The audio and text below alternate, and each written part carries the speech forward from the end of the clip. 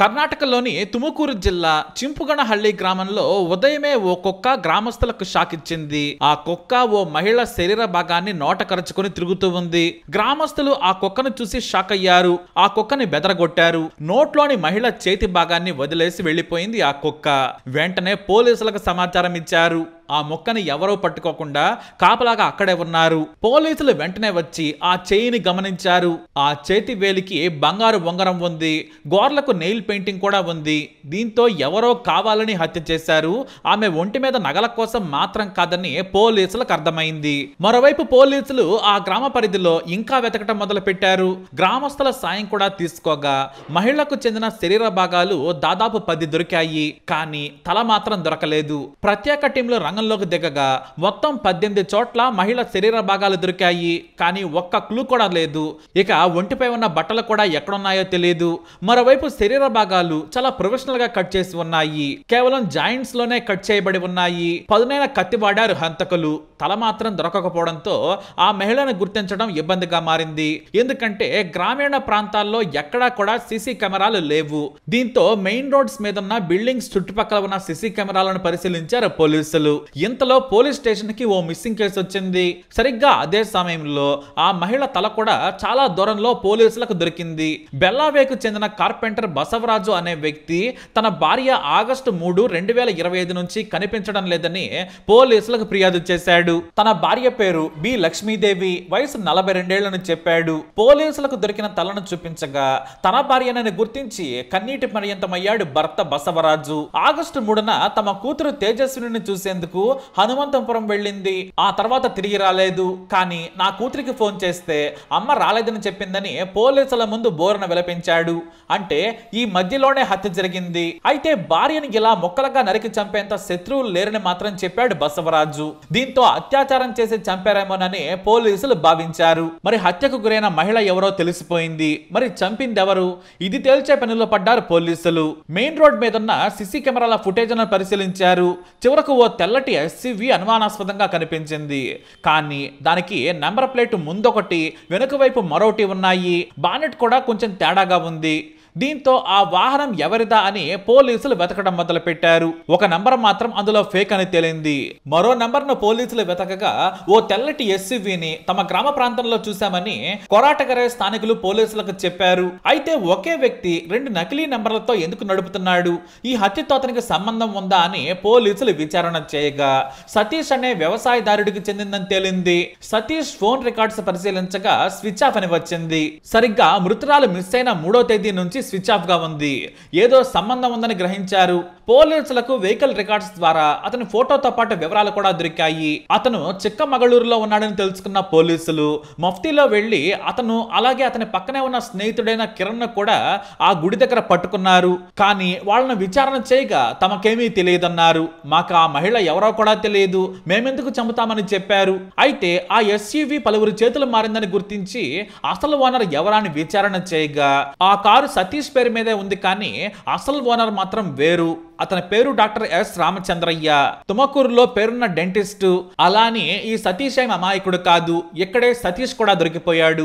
Doctor ను పోలీసులు station కి తీసుకొచ్చి విచారించారు. ఆ డాక్టర్ కూడా తమకేమీ తెలియదని చెప్పాడు. ఇక పోలీసులు సతీష్ ను అలాగే అతడి ఫ్రెండ్ ను డాక్టర్ కి ఎదురుగా కూర్చోబెట్టారు.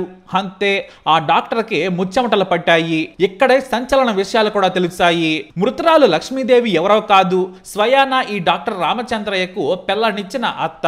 మీ అత్తను ఎందుకు చంపావంటే భయపడుతూనే అసలు కథ చెప్పేశాడు. ఆ స్టోరీ కూడా పోలీసులకు ఆశ్చర్యాన్ని కలిగించింది. డాక్టర్ రామచంద్రయ్యకు మొదటి భార్యతో విడాకులయ్యాయి. రెండవ పెళ్లి చేసుకోవాలనుకుంటుండగా పేదింటికి చెందిన తేజస్విని పెళ్లి చేసుకుంటారా అంటూ తెలిసిన వ్యక్తులు ఆయన కలిశారు. అమ్మాయి చాలా అందంగా ఉంది. కానీ పెళ్లి చేసుకునే సమయానికి ఆయన వయసు 43 ఏళ్లు. ఆ యువతి వయసు మాత్రం 23 ఏళ్లు. కానీ తేజస్విని అందంగా ఉండడంతో డాక్టర్ ఓకే అన్నాడు. కానీ అవతల వైపు వాళ్ళు ఓకే అంటారా లేదా అనేది డౌట్. డౌట్. కట్నం అక్కర్లేదనగానే ఇటు డాక్టర్ సంబంధం కావడంతో తేజస్విని కూడా పెళ్లికి అంగీకరించేసింది. అందరూ ఒప్పుకున్నారు. వయసులో 20 ఏళ్లు తేడా ఉన్నా కూడా డబ్బుందని తేజస్వికి ఇచ్చి పెళ్లి చేశారు లక్ష్మీదేవి దంపతులు. వారి సంసారం బాగానే సాగింది. పేదరికంలో పుట్టినా కూడా తేజస్వి రిచ్ గానే బ్రతుకుతోంది. ఇక వీరికి కూతురు కూడా పుట్టింది. ఆ కూతురికి ఇప్పుడు 3 ఏళ్లు. భార్యను ప్రాణంలా చూసుకుంటున్నాడు డాక్టర్. వయసు ఎక్కువైనా కూడా చూడడానికి అలా ఏమీ కనిపించడు. కానీ ఇక్కడే అసలు స్టోరీ నడిచింది. ఇప్పుడే తల్లి ఎంటర్ అయింది. ఆమెకు ఓ బ్రోకర్ నుంచి ఆఫర్ వచ్చింది. నీ కూతురితో వ్యభిచారం చేయిస్తే నెలకు 10 లక్షలు సంపాదించవచ్చు. ఓ వ్యక్తి మీ కూతురంటే ఇష్టపడుతున్నాడు. అతనితో గడిపితే ఇల్లు కారు ఇస్తానని చెప్పాడు. కాబట్టి ఇది మీకు అదృష్టం కావచ్చన్నాడు. దీంతో ఆ తల్లి మనసు మారిపోయింది. కూతురితో వ్యభిచారం చేయాలని, భర్తను వదిలేసి రావాలని ఒత్తిడి చేయటం మొదలుపెట్టింది. కానీ తల్లి లక్ష్మీదేవి మాట తేజస్వి అసలు లెక్క చేయలేదు. తనకు అసలు ఇష్టం లేదు. తన భర్త డాక్టర్, సమాజంలో పేరుంది. కుటుంబ సభ్యులు కూడా ఆమెను బాగా చూసుకుంటున్నారు. చుట్టూ డాక్టర్ల ఫ్యామిలీస్ తో ఆమెకు స్నేహం కూడా ఏర్పడింది. ఇంత మంచి జీవితాన్ని కోల్పోవద్దనుకుంది. కానీ ఆమె తల్లి తన స్వార్థం కోసం కూతురిని దారి తప్పేలా చేసేందుకు ప్రయత్నించడం మొదలుపెట్టింది. ఎంత ప్రయత్నించినా సరే తేజస్వి మాత్రం అస్సలు ఒప్పుకోలేదు. తిరిగి కోప్పడింది. చివరకు తల్లి వేధింపులు తట్టుకోలేక భర్తకు చెప్పుకొని బాధపడింది. పైగా నీ మొగుడు ముసలోడు, నీకు చాలా జీవితం ఉంది, అతనితో నీకు సుఖం కూడా ఉండదని చెప్పడం స్టార్ట్ చేసింది. ఈ విషయాలన్నీ భర్తకు చెప్పడంతో భయపడ్డాడు డాక్టర్. నాకు నా భార్య దూరం అవుతుంది, నా కూతురు కూడా దూరం అవుతుంది, నా ఫ్యామిలీ ఛిద్రమవుతుందేమోనని భయపడిపోయాడు. దీంతో తన అత్తను చంపేస్తే భార్యతో హాయిగా ఉంటుంది. ఇక ఎవరో కూడా నా భార్యను నన్ను విడదీయాలని అనుకున్నాడు డాక్టర్ రామచంద్రయ్య. దీంతో ఆమెను హత్య చేసేందుకు ప్లాన్ చేశాడు. ఆ సమయంలోనే తనకు పరిచయం ఉన్న సతీష్ ను సంప్రదించాడు. అతనేమో తన ఫ్రెండ్ కిరణ్ కూడా తెచ్చాడు. తన అత్తను చంపేందుకు సహకరిస్తే 4 లక్షలు ఇస్తానని చెరో 50,000 అడ్వాన్స్ గా ఇచ్చేశాడు. అంతేకాదు సెకండ్ హ్యాండ్ ఎస్యూవీని కొని సతీష్ పేరు మీద రిజిస్టర్ కూడా చేయించాడు. ప్లాన్ సక్సెస్ అయ్యాక నువ్వే కారు ఉంచేసుకోమన్నాడు. దీంతో సతీష్ రెడీ అయ్యాడు. అయితే తన అత్త ఆగస్టు 3వ తేదీన తన దగ్గరకు వస్తుందని భార్య ద్వారా తెలుసుకున్నాడు డాక్టర్. దీంతో వెంటనే తమ ప్లాన్ కు పదును పెట్టేశాడు. హాస్పిటల్కి వెళ్తున్నానని చెప్పాడు డాక్టర్. ఇక తన అత్త మధ్యలో బస్ దిగి వస్తూ ఉండగా బెల్లావిలో కలిశాడు. ఆమెను కారులో ఇంటికి తీసుకెళ్తాను అత్తమ్మ అని చెప్పాడు. వాస్తవానికి అతని అత్త కూడా తనకంటే 5 ఏళ్లు చిన్నదే. ఆమెకు చిన్న వయసులోనే పెళ్ళయింది. ఈ మధ్య తన కూతురు అందాన్ని చూసి ఎవరో తప్పుడు పనికి ఆమెను ఒప్పించారు. దీంతో ఆమె తన కూతురిని తన నుంచి దూరంగా తీసుకెళ్లేందుకు వస్తుందని ఆమెను రమ్మన్నాడు. కారు వెనుక భాగంలో సతీష్ కిరణ్ కూర్చున్నారు. ముందు భాగంలో తన అత్తను కూర్చోబెట్టుకున్నాడు. డాక్టర్ కారును డ్రైవ్ చేస్తూ ఉన్నాడు. సరిగ్గా కారును ఓ మారుమూల చోటకు తీసుకెళ్తుండగానే వెనుక నుంచి సతీష్ కిరణ్లు లక్ష్మీదేవి మెడకి తాడు చుట్టి గట్టిగా లాగడం మొదలు పెట్టారు. ఆమె సీటులోనే ఊపిరి కోల్పోయింది. ఆ తర్వాత కారుని తన ఫామ్ హౌస్ కి తీసుకెళ్లాడు. అక్కడ మృతదేహాన్ని డిక్కీలో పడేశారు. రాత్రి మద్యం తాగుతూ ఫామ్ హౌస్ లోనే మొత్తం గడిపేశారు. ఆ మర్నాడు ఉదయం పదునైన కత్తులు తీసుకురాగా డాక్టర్ అత్త శరీరాన్ని మొక్కలు చేశాడు డాక్టర్. ఆ మొక్కలను దారి వెంబడి పొదల్లో విసిరేసుకుంటూ వెళ్లారు. కానీ తలను మాత్రం 100 కిలోమీటర్ల దూరంలో విసిరేశారు.